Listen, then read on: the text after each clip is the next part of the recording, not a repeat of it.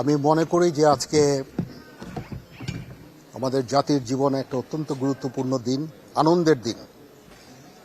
আমরা গত ১.৫ বছর ধরে এই দিনটার অপেক্ষায় ছিলাম, একটা সুষ্ঠু নির্বাচন। আজকে আলহামদুলিল্লাহ সেই নির্বাচন হতে যাচ্ছে।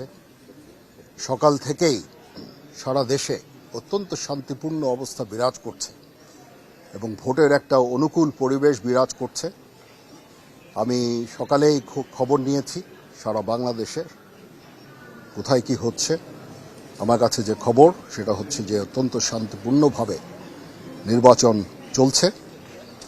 আমি সবাইকে অনুরোধ করব, সম্মানিত ভোটারদের অনুরোধ করব, আপনারা নির্ভয়ে আপনাদের বাসা থেকে বের হয়ে পোলিং স্টেশনে যাবেন এবং আপনাদের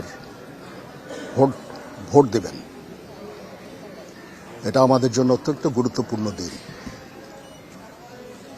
আর যারা ভোট দিতে পারছেন না, আপনারা মিডিয়ার লোকজন, আপনারা কিন্তু একটা অত্যন্ত গুরুত্বপূর্ণ কাজ করছেন।